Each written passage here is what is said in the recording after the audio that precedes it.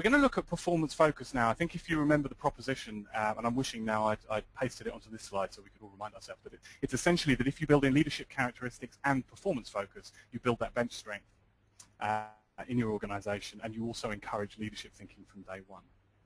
So there is another poll question. I'll launch it now.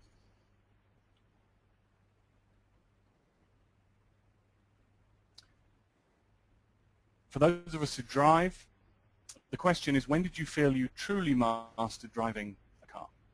Before the test, when you passed, a few months later, you've driven for years, you still haven't mastered it. There's a worrying number of people taking that fourth option.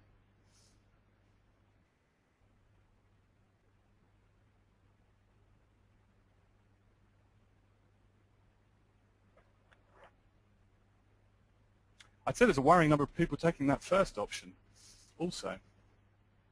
Okay, that's great, thank you. So we've had 90% have voted. Close enough. So interestingly, again, there's a few people who feel before they took the test, and perhaps they had an opportunity to really master the car through their driving instruction. No one said they felt that way when they passed the test. Perhaps that's the adrenaline rush sort of falling. 71% said it was a few weeks or months of driving, and 12% said they've driven for years and still haven't mastered it. Well, for those 12%, I'm one of you, and I say, hang on in there, it will happen. But most of us, or most of you, are in the 71%. After a few months of driving, or weeks of driving, you felt that you've mastered the car. And that is so true of new hire programs as well. However efficient and effective new hire programs are, one of the things we'll look at today is that unless they include real work and you can get out there and really run the car around the roads in the sequence that you wish to, you're not going to feel that you've mastered it. Thank you. Okay, so when we talk about performance focus, we're talking about that getting out there and mastering it in your own time.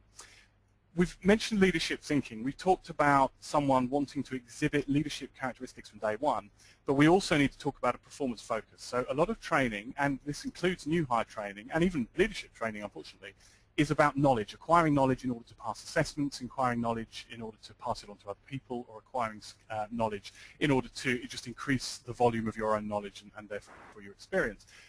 But we believe very strongly, particularly in new hire, you should be learning to acquire skills. You should be doing things and learning how to do things so that you can achieve goals. And I think where these two pieces come together, those goals become strategic goals for the company. So people are learning in their entry-level role how to perform a certain task, acquire a certain skill, but they can see how it fits into the bigger picture, and perhaps they're getting an insight into one day as a leader how they'll need to view that function and the way they'll need to approach managing it and leading it. So what does that look like? Well, it's very simple. It means you have to get people out there doing stuff. The formal training has to meet workplace activity. Many programs will do this in a before and after mechanism. So you'll be in the classroom learning and you'll go out into the workplace. We certainly think it's more effective if you can combine them in a more cyclical fashion. So as part of the training program, we ask people to go out into the workplace and complete tasks. So some of our clients, and Walmart are a very good example of this, they almost, I would say, have a mantra where they say your training is not complete until you've done it, until you've shown us that you've demonstrated to us that you can get out there into the store and complete the task. And although that isn't relevant to every single working environment, it's not a bad mantra to have. If I haven't been out there and done it, if I haven't shown my supervisor or manager that I have a competence there, it doesn't matter how many assessments I've passed or how many role plays I've successfully completed or how many simulations I've been through, I can't really say I've mastered. Another mechanism we use is the leader-learner model, and this is something that comes through in all types of new hire programs. You may have come across this before, you may have come across it under a different name. Essentially, it builds on people's current expertise. You'll be aware of the fact that many new hires come in from perhaps a similar organization that does something that you already do, but they don't happen to have your company experience and culture. You may find they have a huge amount of knowledge. It could be around customer service or even product. And if they do, empower them to lead as the expert. And if they don't, then they can learn. Now, what that means in terms of a training program is in the morning, you might find yourself leading an activity, and in the afternoon, you might find yourself being led by the very person that you were leading that morning. This is something that we can build into working practice, but more importantly, we can build it into the training. So from day one, you get that experience of leading. If you've shown you have a competency, you can take the activity materials and you can be the person who drives the training experience. There was some, I believe this is by the Aberdeen Group, a statistic when they looked at best-in-class onboarding programs, they found that over half of those programs include performance goal setting, as opposed to 32% in others. So over half of the organizations that have what we would consider to be best-in-class new hire have started building performance goal setting into onboarding. I suspect that number would rise in the next year or so. So I want to show you, to wrap this up with an example, so I'll hand back over to Bryce of what we talk about, or what we mean when we talk about leadership meeting performance. Bryce, do you want to talk us through what we're looking at here? Sure. So this is a sample page of our deal, and specifically it's one of our leadership characteristics. So again, this is kind of outlining how we're looking for different individuals to behave as we perform at different levels within the organization. And for all of our new managers, we have instructor-led virtual workshops where our people managers go through a series of experiential activities to really understand how they can get the best from themselves and their teams.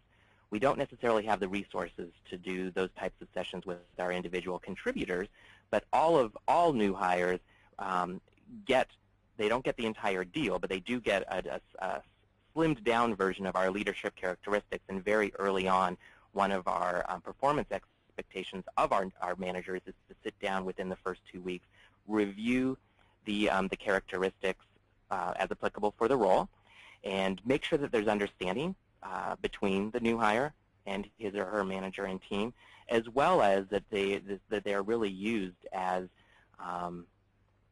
goals are being developed, as Matt just talked about, to make sure that goals really can come back to these leadership characteristics. There's got to be that alignment there.